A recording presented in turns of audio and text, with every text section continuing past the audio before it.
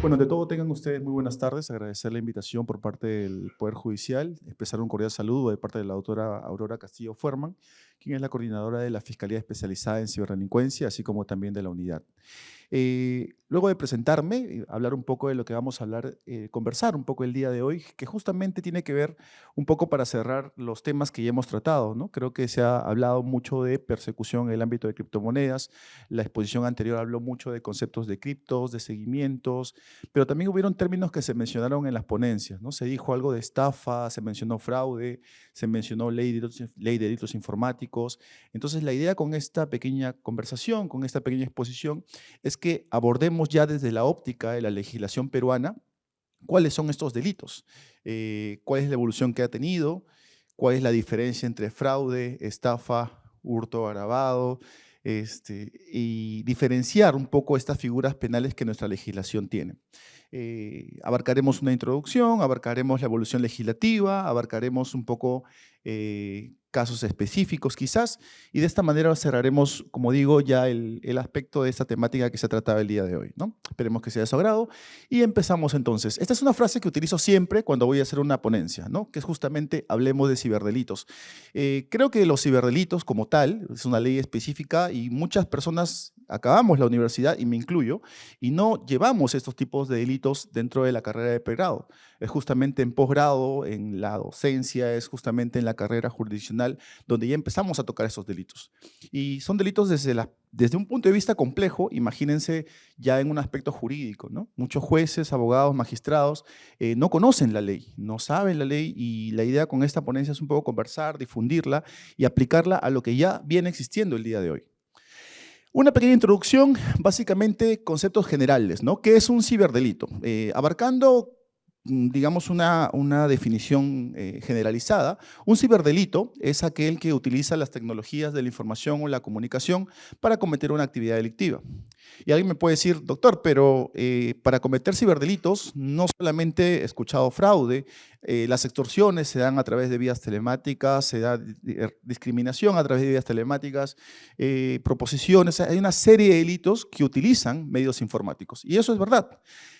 ¿Cuál es el contexto que se da en nuestro país? Nuestro país ha adaptado una ley de delitos informáticos. ¿Qué quiere decir? Que el legislador ha optado por tomar un grupo de delitos y ponerlos en una ley especial, que es la que conocemos como Ley de Delitos Informáticos, de los que vamos a hablar el día de hoy.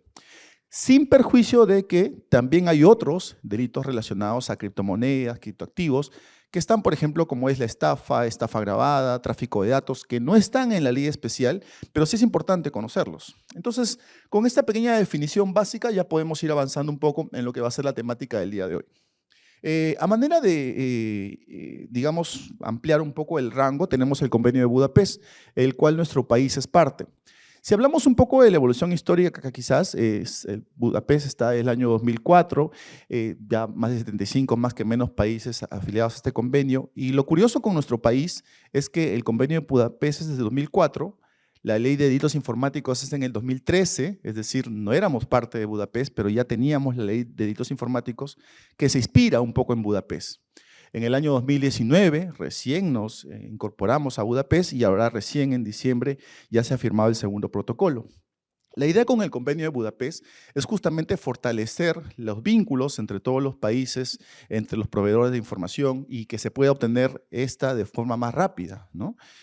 A años anteriores era muy difícil, por ejemplo, tener la idea de contactarse con Facebook, con Instagram, hacer solicitudes en inglés. Ahora es un poco más fácil y más manejable porque estos proveedores han adaptado plataformas para comunicación. Binance, inclusive, entre otras más, también tienen canales específicos. Y la idea con este tipo de legislaciones es que se abra un poco más la comunicación entre el Perú y los demás países. Sigamos con los conceptos previos. ¿Qué es un dato informático? Y lo digo porque lo vamos a utilizar mucho en los tipos penales que vamos a tratar a continuación. Un dato informático, bueno, hay muchas representaciones. Quizás un dato informático viene a ser aquella representación de información en el mundo virtual, ¿no? Y pues, si doctor, tengo un documento Word, es un dato informático, tengo mis datos registrados en un sistema, es un dato informático, claro. Con este concepto vamos a ver que abarca un bien jurídico propio de cada uno de nosotros. Otro dato importante y otro concepto es qué es un sistema informático, ¿no? Si lo queremos resumir, porque obviamente el tiempo es corto, El sistema informático tiene por finalidad automatizar la información. Me puede decir, doctor, en la Fiscalía tenemos un sistema, en el Poder Judicial tenemos un sistema que ayuda a cumplir determinadas funciones. Claro, un sistema informático abarca ello. Los bancos tienen un sistema informático, por ejemplo, Binance maneja su propio sistema informático u otra plataforma relacionada con criptomonedas, ¿no? De cómo generar compras y ventas de activos, ¿no? Entonces, vamos manejando ya un par de datos, ¿no? ¿Qué es un dato informático? ¿Qué es un sistema informático? ¿Qué es la ley de delitos informáticos? Y siempre menciono esto como parte de la ponencia porque vamos a hablar también del delito de suplantación de identidad. Y alguien me va a decir, doctor, ¿la identidad para qué? Y sí, nosotros tenemos un derecho al nombre, a la voz, a una imagen, ¿no es cierto? Y muchas veces vamos a ver que en los delitos que vamos a analizar en la segunda parte de esta pequeña conversación es que se va a jugar mucho con la suplantación de identidad para cometer ciberdelitos relacionados justamente con los temas que ya hemos tratado. Básicamente eso, ¿no? Tenemos derecho a la imagen, a la voz, que ahora con el uso de la inteligencia artificial ya nuestro país ha regulado. No se preocupen que en el ámbito de leyes lo vamos a en la segunda parte, pero con una pequeña introducción que se ha incorporado ya como agravantes, por ejemplo, quién sabe, el tema del uso de inteligencia artificial para las estafas agravadas y como agravante de ley de delitos informáticos. Entonces hay que estar a la vanguardia también de estos conceptos que nos van a servir en la segunda parte de esta pequeña exposición. Otro concepto importante son los claves, datos y contraseñas, ¿no? Creo que todos aquí tenemos una cuenta de correo, una cuenta de usuario en el Poder Judicial, en el sistema donde trabajemos y manejamos una contraseña personal. Bien, así también, si hablamos del ámbito bancario o del ámbito de las criptomonedas, como se escuchó en la ponencia anterior, hay determinadas llaves, ¿no? Claves que nos permiten a nosotros ingresar y realizar transacciones. Estas claves tienen la característica de que son el ámbito privado, es decir, son de mi pleno conocimiento y lo que se intuye es que no todos las manejen ni las conozcan. Lo voy a usar porque en la estafa agravada vamos a ver que hay una agravante específica en este tipo de modalidad. También, obviamente, en el ámbito de las criptomonedas, que la exposición que me antecedió en el uso de la palabra ya lo explicó de una manera correcta y adecuada, creo yo, el ámbito de los conceptos sobre wallets, criptomonedas o transferencias, ¿no? Entonces, esta pequeña primera parte, por así decirlo, va a abarcar los conceptos que vamos a utilizar a continuación. Entonces, ¿qué es un ciberdelito? ¿Qué es un dato informático? ¿Qué es un sistema informático? ¿Qué es la ley de delitos informáticos en nuestro país del 2013 y sus modificaciones que vamos a tratar a continuación? Y que también existen delitos que están relacionados con el uso de estos activos digitales, pero que no están en la ley de delitos informáticos. Hasta ahí, entonces, digamos, cumplimos con la primera parte, que es un poco calentar motores para lo que va a ser ahora la ley de delitos informáticos y ya más en específico los ejemplos que vamos a tratar. Esta ley surge en el año 2013 y datos curiosos sobre esta ley, como les comenté, es que surge de manera posterior a la vigencia de Budapest y cuando Perú no era parte de Budapest. Pero su finalidad obviamente era proteger los delitos que estaban relacionados con datos y sistemas informáticos. Esto es un poco un esquema de lo que es la evolución de esta ley de delitos informáticos en el tiempo. Básicamente, 2013, 2014 su modificatoria, la más, digamos, incidente en todos los delitos. Luego de ello se dan cuenta que 10 años después recién se empiezan a dar las modificatorias. Se dan cuenta que las últimas modificatorias son del 23, 23, 24 y en el último, que se incorpora préstamos extorsivos informáticos, también en el año 24. La explicación podría ser quizás que en nuestro país se está adaptando un poco más la concientización de la importancia de este tipo de delitos y se están regulando un poco más modalidades, agravando penas, a efectos de tener una mayor eficacia contra la lucha contra los ciberdelitos. Entonces, digamos, este es el panorama de las leyes que se han dado en la ley de delitos informáticos. No se preocupen que vamos a hablar de cada uno de estos tipos penales a efectos de ver las características y cuáles son los cambios que han tenido en nuestra legislación, ¿ya? Entonces, vamos, como les comentaba, el legislador peruano lo que ha hecho es tomar tipos penales y adaptarlos en una ley especial, que es la ley de delitos informáticos, y los ha clasificado por bienes jurídicos. Nos ha puesto, ok, hay bienes jurídicos que están relacionados contra la fe pública, suplantación de identidad, contra el patrimonio, el fraude informático, contra los datos y sistemas informáticos, los accesos, los atentados de datos. Y de esta manera se denominan, por así decirlo, en la propia legislación de ley de delitos informáticos, sin perjuicio que también vamos a hablar, como les comenté, de otros tipos penales. Ahora, empezamos entonces con la parte ya, digamos, sustancial, un poco práctica, de lo que va a ser los tipos penales en sí.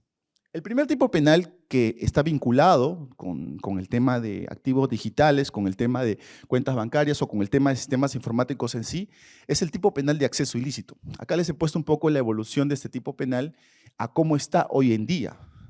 Hoy en día el tipo penal de acceso ilícito en nuestro país tiene algunas particularidades. Por ejemplo, les comentaba que todos tenemos un sistema informático, todos tenemos un correo, todos tenemos cuentas privadas.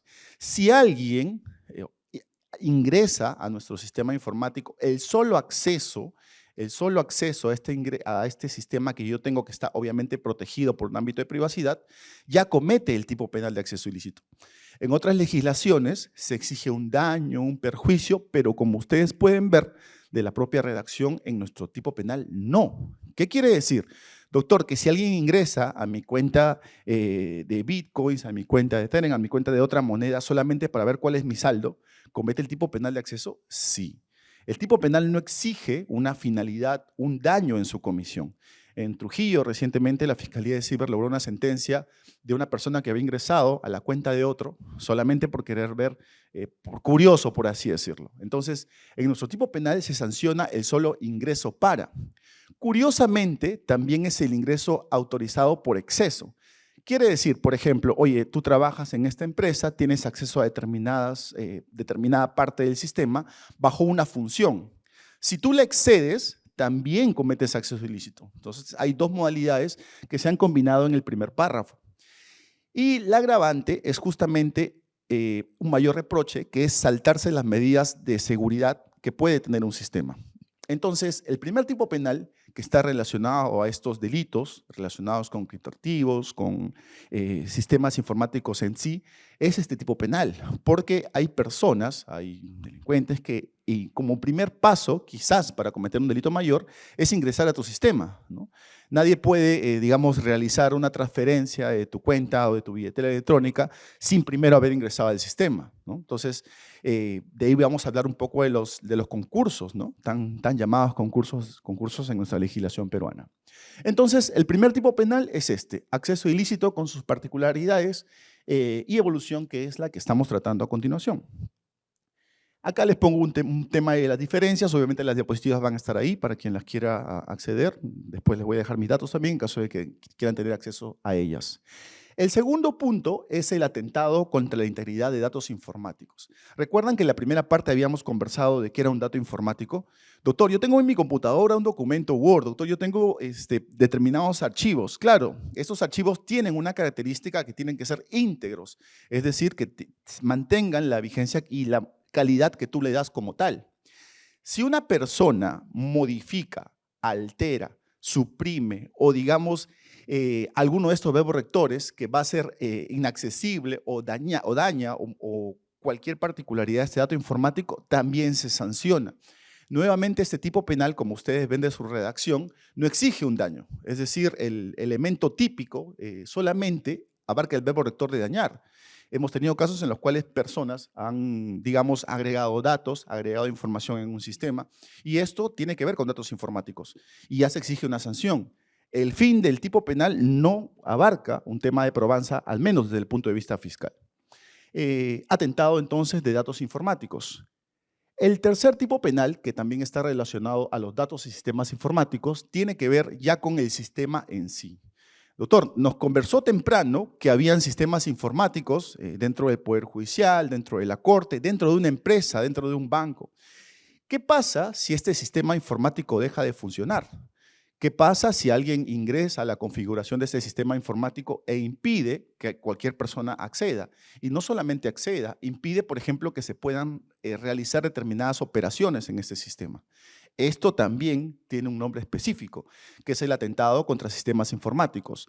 En nuestro país, nuevamente, no se exige el daño. O sea, en otras legislaciones internacionales que hemos podido comparar, se exige no solamente que atentes contra el sistema, sino que le hayas causado a la empresa un daño material, moral, jurídico, una afectación grave, ¿no? Pero en nuestra legislación no, solamente basta que tú hayas, digamos, afectado el sistema, ya sea por un tema de algunas funciones y se haya reparado, ya se comete el tipo penal. Obviamente, como dijo el doctor San Martín, otra cosa va a ser el tema de relevancia jurídica o de afectación al bien jurídico, ¿no? Pero el propio tipo penal no exige este daño o esta gravedad específica. Entonces, ya tenemos los tres tipos penales. En específico están relacionados a los datos y sistemas informáticos. Se llaman tipos penales puros. Ahora vamos con el siguiente, y aquí sí voy a detenerme quizás para hacer un poco de comparación. La diferencia entre estafa simple, estafa agravada y fraude informático, ¿no? Porque lo hemos escuchado y es bueno que aprendamos a distinguirlos en el ámbito de la práctica judicial. Y voy a empezar quizás con la estafa, ¿no? Que es el más sencillo de reconocer. Y lo digo porque he visto informes, he visto documentos, he visto empresas en las cuales se suele confundir, bueno, en el ámbito de la legislación peruana, ojo, se suele confundir estos tipos penales. La estafa, como sabemos, es la libre disposición material, es decir, uno, de forma voluntaria, realiza el desprendimiento patrimonial. Esa es la definición que nosotros tenemos de estafa. Entonces, si vamos a un caso típico de activos digitales, si yo voluntariamente hago la transferencia de dinero, si yo voluntariamente hago, digamos, la entrega de un activo digital de manera voluntaria, se cometería el delito de estafa, porque justamente nuestra legislación abarca el desprendimiento voluntario. El segundo punto es la estafa agravada del 5. Si ustedes ven en la redacción, la estafa agravada del 5 dice el que obtiene, digamos, datos, cuentas bancarias o claves de acceso. En nuestra legislación quiere decir que obviamente nadie va a entregar de gratis sus claves, datos bancarios, ¿no? O sea, no lo hacemos por confianza, sino que el ciberdelincuente se gana tu confianza de tal manera que tú le entregas esta clave. Y el delincuente con esta clave, con esta contraseña, realiza la transferencia. Es decir, en base a un engaño, obtiene tu clave y tu contraseña. Entonces, en la estafa simple es un desprendimiento unilateral, voluntario, ¿no? La entrega voluntaria de tu patrimonio. En la estafa agravada del 5 se da una entrega, pero por un engaño de esta clave o este acceso, ¿no? Puede ser que alguien por un engaño te saque tu clave privada y de tu billetera digital y en base a eso haga transferencias, ¿no? Entonces, tiene ese aspecto de connotación patrimonial. En nuestra legislación, el fraude informático, y como ustedes pueden ver aquí, es lo que conocemos directamente como el golpe directo al sistema, ¿no? Básicamente, por ejemplo, estamos aquí sentados y se nos notifica de una compra no reconocida, de una transferencia no reconocida, de cualquier afectación a nuestro sistema financiero sin que nosotros hayamos realizado ninguna disposición patrimonial. Eso es lo interesante del fraude informático. Ahora, ¿tiene muchos verbos rectores? Claro, la introducción hasta cualquier manipulación del sistema informático.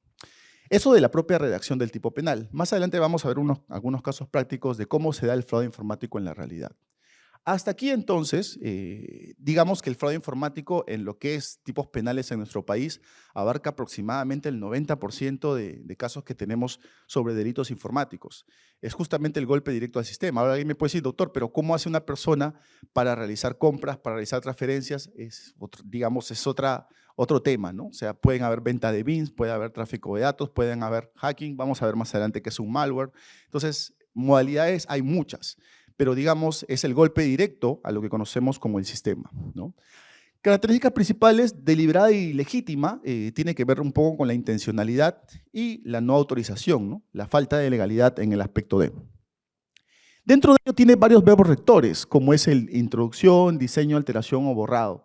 Se dan casos, por ejemplo, y lo hemos visto en las noticias, en las cuales una persona puede encontrar una tarjeta bancaria y puede realizar compras. Esto es lo que conocemos básicamente como el verbo de introducción, que es lo que se está manejando en la legislación actualmente, que una persona introduce datos en el sistema para realizar operaciones no reconocidas. Dentro de la evolución histórica que ha tenido ese tipo penal, vamos a ver que en el decreto legislativo 1614 se agregan dos modalidades más, una que es la de interfaces y otra que es la de suplantación de páginas web.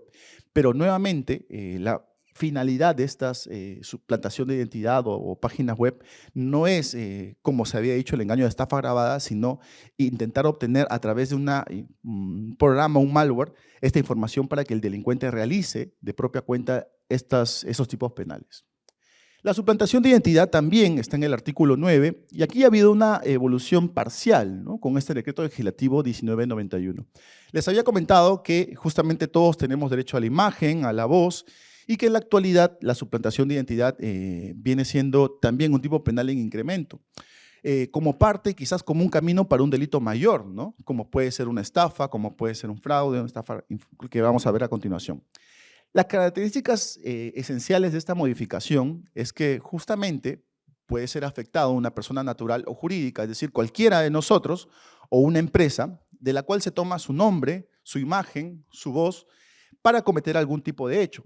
Ahora, si podemos ver la redacción aquí, sí exige algún tipo de perjuicio. Y aquí ha habido una evolución porque antes se decía que puede ser cualquier perjuicio material o moral. Ahora el tipo penal se ha ampliado y dice no, perjuicio material, moral o cualquier otro tipo de perjuicio.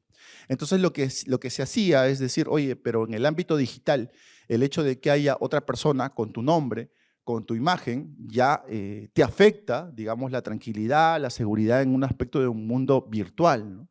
Entonces, es un elemento que quizás, si bien es cierto a nivel fiscal, solicitamos algún tipo de referencia por la parte agraviada, pero también utilizando este fundamento, digamos, ya con cualquier afectación de cualquier otra índole, el tráfico, en la seguridad virtual, ya podemos dar por cumplida esta suplantación de identidad. Hechos importantes es que no solamente una persona natural, sino también una empresa puede ser víctima de suplantación de identidad. Y ahora, lo importante es que el hecho de solamente suplantar el nombre de una persona ya es un tipo penal. Es un tipo, y hemos tenido sentencias al respecto, pero más adelante vamos a hablar un poco también de la posibilidad de aquellos concursos, ¿no? ¿Qué concursos pueden haber con otros ámbitos delictivos?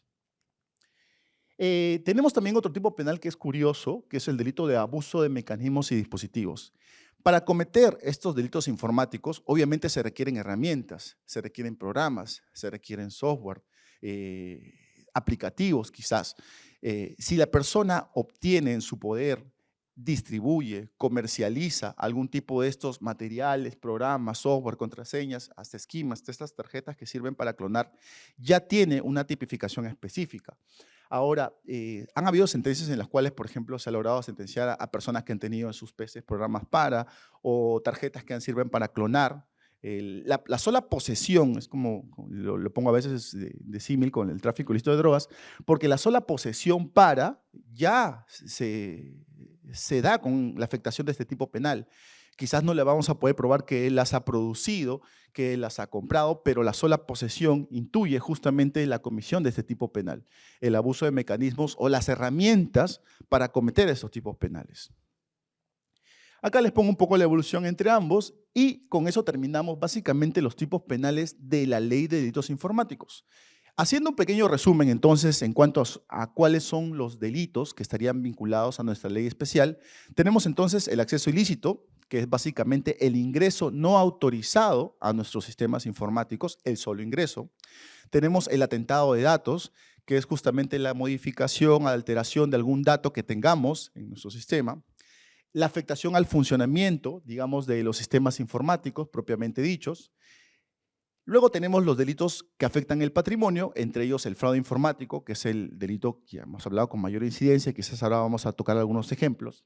La suplantación de identidad, que es justamente el delito contra la fe pública y que muchas veces es el camino para otros tipos penales. Y también el abuso de mecanismos y dispositivos. Como ven, es una ley relativamente corta, con pocos tipos penales, denominados de delitos informáticos.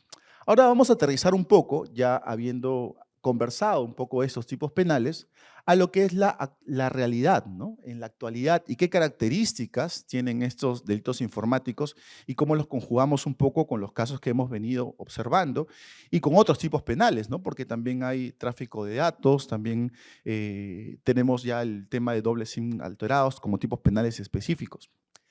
Entonces, hablemos y regresemos un poco a hablar de la ley de delitos informáticos y a la definición que ya habíamos conversado. Entonces, si delitos informáticos es justamente utilizar estas tecnologías de la información y la comunicación, viene justamente el tema de cómo tipificamos las modalidades más comunes de ciberdelitos en nuestro país. El primero de ellos, como ustedes pueden ver, tiene que ver con el phishing. Básicamente es una combinación, digamos, que inicia con una suplantación de identidad. ¿Por qué? Porque alguien establece comunicación contigo justamente con la finalidad de que tú otorgues, ¿recuerdan esa parte del otorgamiento voluntario de las claves y contraseñas? Ya, estafa grabada, del 5. Pero obviamente el phishing empieza con una suplantación de identidad, porque nadie entrega sus claves, como dije, de la nada. Uno lo entrega en la creencia de que es tu banco, de que es un familiar, de que estás haciendo una operación sospechosa. El phishing empieza justamente con esta modalidad, una suplantación de identidad, pero con la finalidad de obtener tu clave o contraseña del sistema bancario o financiero.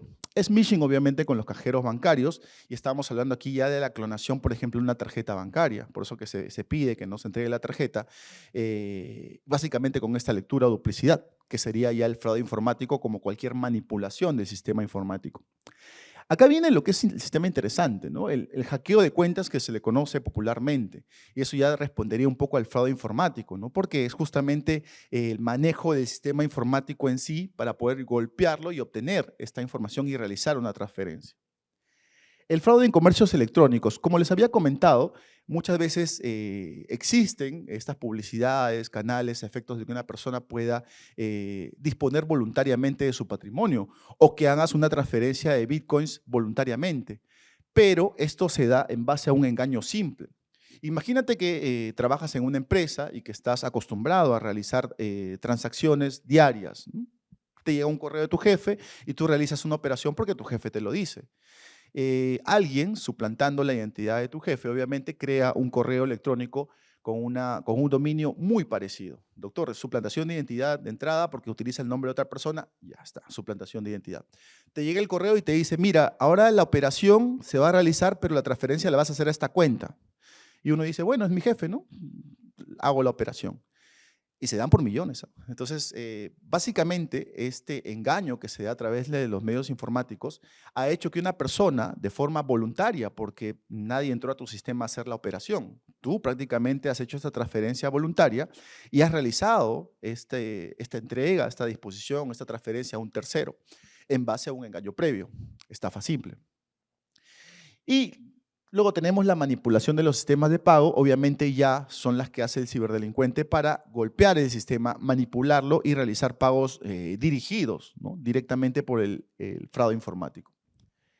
Ahora, ¿cómo es que efectivamente el delincuente puede ingresar a través de programas sospechosos? Y justo es lo que había tocado de la forma anterior, ¿no? Los tan llamados malware. Muchas veces ingresamos y es ahí como se descargan estos programas en links maliciosos, en videos, en mensajes reenviados, y uno aparentemente abrió un mensaje inofensivo, una fotografía y cree no haber visto nada. Pero la realidad es que en esa fotografía se ha encontrado un virus, un troyano, que efectivamente lo que hace es instalarse en tu computadora o en tu celular y prácticamente grabar todo lo que haces. Y si desde ese momento tú ingresaste a una cuenta, ingresaste a una billetera electrónica, de ahí te pueden sacar prácticamente la clave para que realicen las operaciones no reconocidas.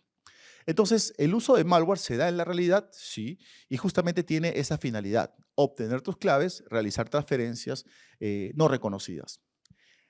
Acá viene un dato importante que es justamente la captación de terceras personas. Y aquí sí vamos a problematizar un poco más, ¿no? El delito de fraude informático, como lo habíamos visto de forma anterior, tiene una redacción curiosa. Si ustedes pueden ver en el ámbito de su evolución, en la última parte, nuestro legislador ha incluido un último párrafo y nos dice así: la misma pena se aplicará a la persona que colabora con alguno de los supuestos de fraude informático. Alguien piensa, colaborar me suena a cómplice, ¿no? Antes de esta modificatoria teníamos justamente el tema de lo que se conoce en otros países como los muleros, es decir, las personas de escasos recursos que prestan sus cuentas a efectos de poder recibirse el dinero de un fraude. Eh, lo que se hace en la Fiscalía de Ciber en la mayoría de prácticas para estos casos es tipificarlos como cómplices primarios de fraude. Ahora, más con esta modificación legislativa, ya se van al segundo párrafo, ¿no? Que es básicamente le han incluido, han elevado de categoría de autor del segundo párrafo a un cómplice, ¿no? Para específico para el fraude informático. Entonces, en el ámbito justamente de lo que es las personas que son los muleros o las personas de bajos recursos, ya los introducimos como justamente cómplices primarios o autores del segundo párrafo. Y hay una casación interesante que desarrolla la Suprema, en la cual nos habla de justamente las reglas de las máximas de la experiencia y nos dice, hoy en día todos ya saben que no debemos prestar nuestras cuentas, nuestros números de celular, aperturar cuentas a nombres de terceros, porque si se hace, obviamente se intuye por conocimiento que se están evadiendo normas legislativas o se está haciendo algo incorrecto a personas que se encuentran impedidas o realizando actividades ocultas. Y esto lo califica como un doble eventual, ¿no? Es curioso este caso porque nos ayuda a nosotros en la Fiscalía de Ciber un poco a cerrar el ámbito de la participación de los muleros que se les conoce, como un doble eventual, como un cómplice primario que ha tenido justamente participación en estos hechos. Efectivamente hay casos en los cuales hemos llegado a acusación, quizás no reconociendo al autor, pero sí al cómplice primario y hemos continuado la investigación. Creación de perfiles falsos en redes sociales. Como les había comentado, justamente otro de los ámbitos es a captar la atención a través del perfil o de la identidad de una tercera persona para ganar una confianza, obviamente a través de ingeniería social. Esta suplantación de identidad como tipo específico, lo que tiene es justamente un tema de concurso ideal hacia otro delito, ¿no? Que sería, por ejemplo, una estafa. Si estamos a un hecho específico de estafa, lo más lógico sería continuar una acusación por estafa simple quizás, o estafa agravada, y ya el engaño es justamente uno de los elementos de la estafa, ¿no? Que es el engaño, el sometimiento al error. Pero estos perfiles falsos justamente tienen esa modalidad. Ahora, si se quedó solamente en la creación de un perfil sin una afectación económica, pues tienes la suplantación de identidad como el delito previo, ¿no? Que básicamente sería la sanción en ese caso. El hacking, que ya hemos visto que está relacionado con el fraude informático, y el phishing justamente que tiene esa finalidad, ¿no? De captar la atención a efectos de poder obtener una data o una contraseña. Aquí he planteado este trinomio que es justamente con lo que nosotros trabajamos en la Fiscalía de Ciber, ¿no? Si nos toca un caso de ciberdelincuencia, tenemos que trabajar de la mano con estos tres entes, ¿no? Los proveedores de servicios, que justamente tienen que ver con las casas de cambio, los exchanges que se conversó el día de hoy, que son los que nos brindan información. Hemos tenido casos en los cuales Binance ya nos está brindando información y muchos de estos operadores de contactos ya establecen la forma en la cual nos podemos contactar con ellos para pedir información, para pedir congelamientos de determinadas cuentas que están relacionadas a delitos informáticos. Las entidades bancarias, porque muchas, como se conversó en alguno de estos casos, esas casas de cambio no solamente tienen esa posibilidad de ofrecer la compra y venta de criptomonedas, sino también transformarlo a moneda fiat, ¿no? Y las empresas de telefonía, ¿no? Acá viene un dato curioso y es justamente lo que conversamos. Ya conversamos de los tipos penales, ahora vienen las herramientas para, ¿no? Y yo les preguntaría, ¿no? ¿Cuál sería la principal herramienta para yo identificar un acceso ilícito, una suplantación de identidad o un fraude? Y de plano es justamente ver al autor del delito. ¿Y cómo le hago el seguimiento yo a quién ingresó a mi correo? Y es justamente a través de las IPs. Y acá viene lo curioso, cuando la Fiscalía de Ciber, y hasta ahorita a nivel nacional, algunos fiscales piden medidas de levantamiento del secreto de las comunicaciones para pedir los titulares de las IPs. Algunos juzgados de investigación preparatoria declaran infundado o improcedente el pedido, diciendo que la pena no excede los 4 años de pena privativa de libertad y los declaran infundados o improcedentes. Entonces, imagínense, ya con eso nos cierran toda puerta y es como que no hacer nada. Pero hay una ley que justo le he puesto aquí, que es la 27697, y ojo que es ley, ¿ya? No es decreto legislativo. Y ley con ley, el Código Procesal Penal también ahí se va, ¿no? Y justamente esta ley posterior faculta a los fiscales poder intervenir el aspecto de secreto de las comunicaciones con delitos informáticos. Lo hemos planteado en apelación y ya los jueces de sala nos han dado la razón y han revocado estas resoluciones de primera instancia. Entonces, eso ayuda, obviamente, porque ya nos abre la puerta, porque imagínense las penas de acceso, como ustedes han podido ver, no sobrepasan los 4 años. Entonces, esta ley es importante porque nos ha dado ese mecanismo para poder pedir un levantamiento. Dato importante ahora, tengo la resolución judicial, voy a pedir la IP. ¿Cuánto es lo máximo que una empresa de telefonía alberga la IP? Créanlo o no, hace años, bueno, desde la modificatoria que fue el año pasado, en septiembre, noviembre, las empresas de telefonía solamente mantenían las IPs por 3 meses. Imagínense, desde que llega la denuncia, se apertura la investigación, quizás se puede mandarse a la PNP o en sede fiscal, bueno, ahora se va todo a la PNP, se pide el levantamiento del secreto de las comunicaciones, el juez da la resolución, ya pasaron más de 3 meses, ¿no? Entonces, era algo, y encima mandábamos las resoluciones y las empresas de telefonía nos decían, oye, ¿sabes qué?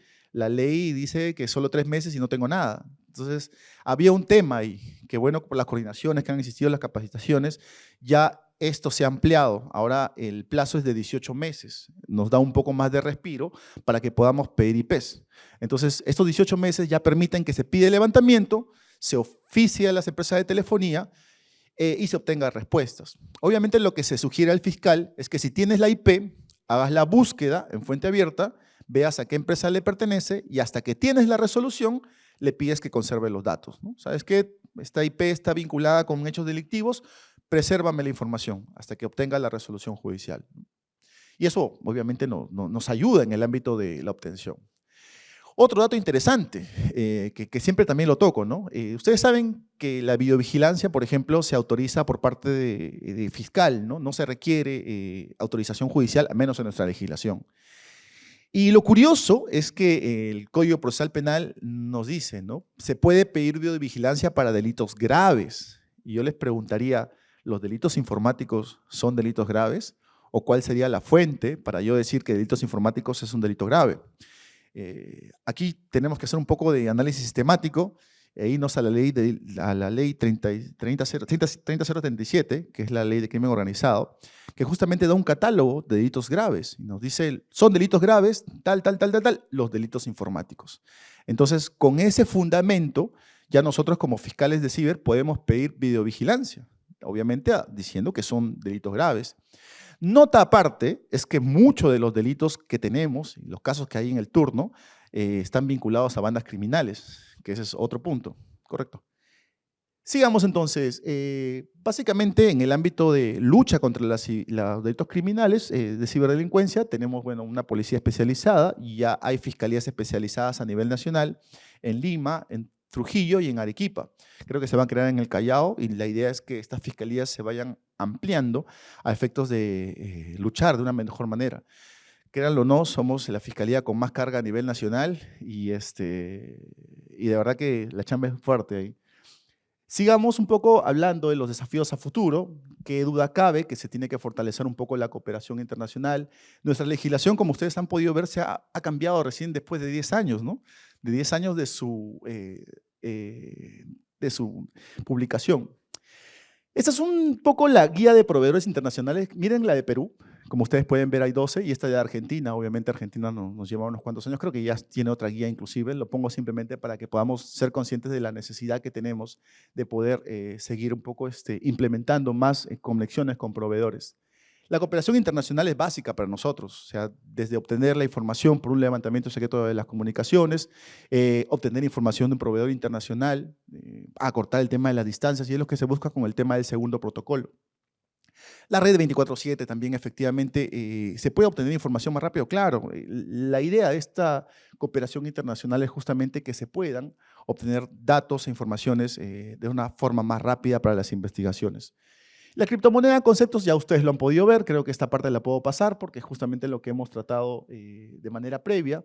Decir obviamente que Bitcoin no es la única criptomoneda que se conoce. Estamos en un ámbito en el cual no es algo prohibido y obviamente es algo que, como preguntaron antes, es lo que se busca regular, ¿no es cierto? Y está obviamente vinculado a determinados hechos, ¿no? Esto es lo que comenté antes con el tema de las estafas simples, ¿no? Que básicamente muchas veces tú puedes encontrar en internet una publicidad que te dice, oye, invierte en bitcoins, y ves una página toda bonita y haces depósitos, pero a la hora de la hora es solo una fachada, ¿no? Porque no era un exchange oficial y lo único que hacían era intentar que tú dispongas libremente de tu patrimonio. Entonces hay que diferenciar un poco si existió o no existió esa criptomoneda o esa inversión a efectos de yo poder identificar el hecho específico. Básicamente, bueno, ya lo conversé un poco, la suplantación de identidad como camino para la estafa, y aquí me voy a plantar. ¿Se acuerdan que habíamos conversado en el tema de la estafa agravada simple? Si vemos la redacción del punto 5, nos dicen, ¿no? Para sustraer o acceder los datos de ahorro de créditos emitidos por el sistema bancario o financiero. Y alguien por ahí una vez me dijo, doctor, pero eso, sistema bancario y financiero, si estamos hablando de las criptomonedas, ¿cabe o no cabe? cabe hablar justamente de estafa agravada del 5 si es que alguien obtiene mi clave o mi llave privada para hablar de estafa agravada, excepción de improcedencia de acción. Quizás lo dejo como reflexión, pero como hemos podido ver, un poco dando una respuesta personal, la exposición anterior nos dijo efectivamente que ya se estaban dando regulaciones a efectos de un poco regular estos proveedores de servicios. Me paso a esta parte, que es justamente la que ya suplantación de identidad, ya lo conversamos, la diferencia entre los tres tipos penales, que también lo hemos hablado. Esto es, con esto quizás cierro un poco porque escuché en una ponencia, en una audiencia que un abogado defensor dijo, no, eso no es fraude informático, eso es hurto agravado, y lo dijo con todas sus letras, ¿no? Y lo curioso es que la agravante que conocíamos antes como hurto agravado por vías telemáticas ya está derogada. Está derogada desde hace años, desde hace 10 años. Entonces, un poco decir que ya el tema de la agravante que conocíamos de hurto agravado con medios telemáticos ya está derogada. Y si está derogada, obviamente implícita por el fraude informático, absorbe estos delitos contra el patrimonio, datos y sistemas financieros, ¿no? Problemas de tipificación, ahí pueden haber concursos entre tipos penales, pueden haber efectivamente, como habíamos visto, diferencias por la disposición patrimonial o por la entrega de las claves, contraseñas o operaciones no reconocidas. Noticias, para cerrar un poco, sí, hay sentencias ya, justamente el año pasado se obtuvieron las 2 primeras sentencias relacionadas a criptomonedas en nuestro país, justamente que eran vinculadas a que una persona había realizado compras de criptomonedas con tarjetas de una persona, pudieron haber sido ustedes. Y justamente hizo la compra de criptomonedas y hizo compra de otra criptomoneda un poco para ocultar esa vía. Se obtuvo la información de esta casa de exchange y se pudo llegar a la persona efectivamente que había realizado esta compra, ¿no? Hemos tenido sentencias también por suplantación de identidad y otros tipos penales convexos. A manera de conclusión, como les dije al inicio, se hizo una introducción, hablamos de los tipos penales y de hecho hay mucho que problematizar, ¿no? Como ven, hay problemas procesales, hay problemas dogmáticos y quizás la idea de esta ponencia un poco ha sido familiarizarnos con estos temas, ¿no? Bueno, por mi parte eso es todo, no sé si hay alguna pregunta. Muchas gracias.